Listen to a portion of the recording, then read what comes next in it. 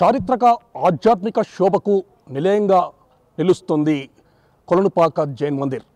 ఈ జైన్ మందిర్ నిర్మాణం అనేది 2000 సంవత్సరాల క్రితం జరిగినట్లుగా కూడా మనకు ఆధారాలను లభ్యం కావడం జరిగింది. ముఖ్యంగా రాష్ట్రకూటుల కాలంలో ఈ జైన్ మందిర్ని పూర్తి స్థాయిలో నిర్మించారని చెప్పేసి కూడా మనకు చారిత్రక ఆధారాలను బట్టి తెలుస్తుంది.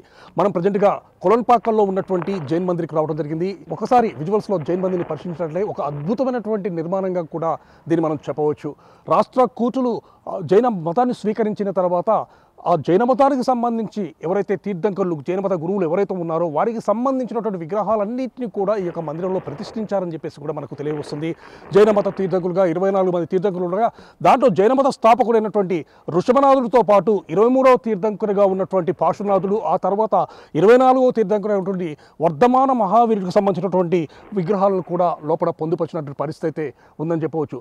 రాష్ట్రకూటులు మాత్రమే కాకుండా ఆ తర్వాత వచ్చినటువంటి పాలకులు కూడా జైన మతాన్ని స్వీకరించి జైన మతాన్ని ఆదరించేసి జైన మత అభివృద్ధి కోసం కూడా పాటుపడ్డట్టు కూడా మనకు తెలియవస్తుంది. ముఖ్యంగా మొఘలాయి చక్రవర్తులుగా ఉన్నటువంటి ఔరంగజేబ్కి సంబంధించి ఔరంగజేబు యొక్క కుమారుడైనటువంటి బహదూర్ షా కూడా జైన మతాన్ని స్వీకరించి ఈ యొక్క జైన మతాన్ని ప్రజెంట్గా కొలనుపాకలో ఉన్నటువంటి జైన మందిరాన్ని అభివృద్ధి చేసినట్లు కూడా చారిత్రక ఆధారాలను బట్టి కూడా మనకు తెలియవస్తుంది. ఒక అద్భుతమైన నిర్మాణంగా ఈ యొక్క జైన మందిర్ అనేది విరాజిల్లుతుంది అని చెప్పడంలో అతిశయోక్తి లేదని చెప్పవచ్చు.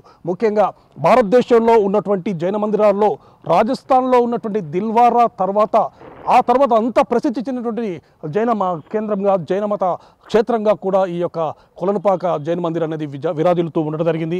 ఈ జైన మందిరానికి సంబంధించి పూర్తిగా పాలరాతి నిర్మాణంగా కూడా చెప్పవచ్చు. ఈ పాలరాతి నిర్మాణాన్ని మొత్తం కూడా డోల్పూర్ రాజస్థాన్లో ఉన్నటువంటి డోల్పూర్ రాయిని ఉపయోగించేసేసి ఈ యొక్క మందిరాన్ని నిర్మించినట్లుగా కూడా మనకు తెలియవస్తుంది. ముఖ్యంగా ఈ కొలనుపాక అనేది గతంలో అంటే రాష్ట్రకూటులు కానీ అదేవిధంగా బాదామి చాళుక్యుల కాలంలో కూడా 2వ రాజధానిగా కీర్తింపబడింది. ఇక్కడ అద్భుతమైనటువంటి పరిపాలన కొనసాగిందని చెప్పి కూడా చారిత్రక ఆధారాలను బట్టి కూడా తెలియవస్తుంది. ముఖ్యంగా లోపలికి వెళ్ళిన తర్వాత జైన మందిరంలో ఆకర్షించేటటువంటి ఒకే ఒక విగ్రహం వర్ధమాన మహావీరుని యొక్క విగ్రహం. సో వర్ధమాన మహావీరుడికి యొక్క విగ్రహాన్ని పూర్తిగా గ్రానైట్ శిలతో చెక్కడం జరిగింది. సో గ్రానైట్ శిలతో చెక్కబడ్డటువంటి ఆ యొక్క వర్ధమాన మహావీరుని విగ్రహాన్ని చూపరులు మాత్రం మళ్ళీ చూపు మరల్చుకోరు అన్న రీతిలో ఉండడం జరుగుతుంది. అదేవిధంగా జైన మత స్థాపకుడైనటువంటి ఋషభనాథుడు, మిగతా తీర్థంకులు 24 మంది తీర్థంకుల యొక్క విగ్రహాలు కూడా ఆ యొక్క జైన్ మందిరంలో మాత్రం పొందపరచడం జరిగింది. 10 ఎకరాల సువిశాలమైనటువంటి ప్రదేశంలో పూర్తి స్థాయిలో ఈ యొక్క జైన మందిరాన్ని ఏర్పాటు చేయడం జరిగిందని కూడా మనకు తెలియవస్తుంది. కేవలం దేశం నలుమూలల నుండే కాకుండా ఎక్కడైతే జైన మతస్థులు ఉన్నారో ఆ జైన మతస్థులందరూ కూడా సంవత్సరానికి ఇక్కడ ఒకసారి జరిగేటటువంటి ఈ యొక్క ఒక ప్రత్యేకమైనటువంటి పండగ ఇక్కడికి రావడం జరుగుతుంది. ఈ యొక్క జైన మత ఉత్సవాల్లో కూడా వాళ్ళు పాల్గొంటున్నట్లు కూడా మనకు తెలియవస్తుంది. సో ఈ విధమైనటువంటి అద్భుతమైన చరిత్రను కొలనుపాక జైన్ మందిర్ అనేది తనలో ఇముడ్చుకోవడం జరిగింది. రాజస్థాన్లో ఉన్నటువంటి దిల్వారా తర్వాత అత్యధిక మంది జైన మతస్థులు హాజరయ్యే ప్రదేశము ఇదని చెప్పవచ్చు. ప్రతి సంవత్సరం కూడా లక్షల సంఖ్యలో భక్తులు అనేవారు ఈ యొక్క కొలనుపాకలో ఉన్నటువంటి జైన మందిరాన్ని దర్శించుకున్నట్టు కూడా మనకు తెలుస్తుంది. ఈ జైన్ మందిర్కి వస్తున్నటువంటి భక్తులు వారు ఏమంటారు వారి ద్వారా తెలుసుకుందాం. చెప్పండి, ఈ జైన్ మందిర్ అనేది చాలా ప్రాచీనమైనటువంటి టెంపుల్, మీరు తరచుగా వచ్చిపోతుంటారా, ఎలా ఉంది? చాలా ప్రశాంతంగా అనిపిస్తుంది. అక్కడ ఉన్న మూర్తిని చూస్తే ఈ ప్రపంచంలో ఉన్న బాధలన్నీ మర్చిపోయి ప్రశాంతంగా ఒక 10 నిమిషాలన్నా కళ్ళు మూసుకొని ఒక ధ్యానంలో ఉండాలనిపిస్తుంది. ఇది చాలా చారిత్రాత్మకమైనది. అక్కడ రాజస్థాన్ నుంచి మన గుజరాత్ నుంచి బస్సులతోని వస్తూ ఉంటారు యాత్రికులు. మేమైతే ఇక్కడ లోకలే, హైదరాబాదే, కానీ ఎప్పుడు వీలైతే అప్పుడు ఒక 3-4 నెలలకు ఒకసారి వచ్చిపోతూ ఉంటాం అన్నమాట. చాలా ప్రశాంతంగా అనిపిస్తుంది ఇక్కడికి వస్తే. ఈ వాతావరణమే ఒక డిఫరెంట్ ప్రపంచంలోకి వచ్చినట్టు ఫీలింగ్ వస్తుంది. ఓకే, మీరు చెప్పండి అమ్మా, మీరు కూడా ఈ టెంపుల్కి వస్తుంటారు కదా, ఎన్నిసార్లు వచ్చారు ఈ జైన్ మందిర్ చూడటానికి? పసితనం నుంచి వస్తుంటాము. మా పేరెంట్స్ మేము చిన్నప్పటి నుండి కూడా ఎప్పుడు యాదగిరిగుట్టకు వస్తే ఇక్కడికి తీసుకొస్తారు. మాకు చాలా చేంజ్నెస్ ఉంటుంది. మన ప్రశాంతత కోసం మాత్రమే వస్తుంటాం గుడికి.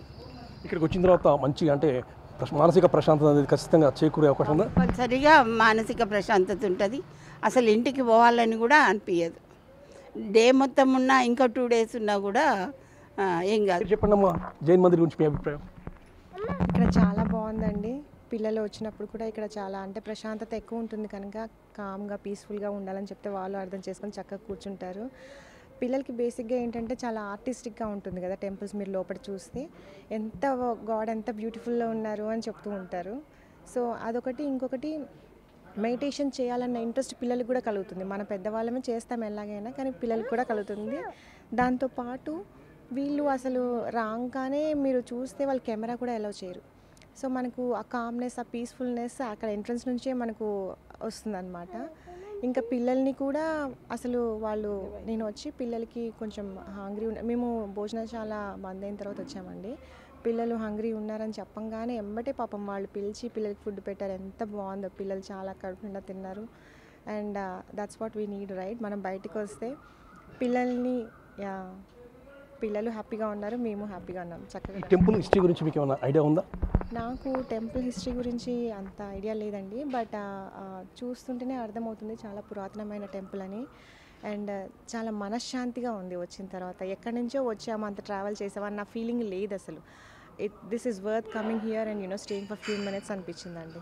డెఫినెట్లీ అందరూ వచ్చి ఎక్స్పీరియన్స్ చేస్తే ఇంకా బాగుంటుంది. ఎక్కడ ఎలాంటి ఇబ్బందులు ఉన్నా కూడా ఈ యొక్క ప్రదేశానికి వచ్చి ఈ మందిర్ని దర్శించుకుంటే మాత్రం చాలా మానసిక ప్రశాంతత అనేది దొరుకుతుందని చెప్పేసి జైన్ మందిర్ సందర్శించడానికి వచ్చినటువంటి భక్తులు చెప్తున్నటువంటి పరిస్థితి ఉండడం జరిగింది.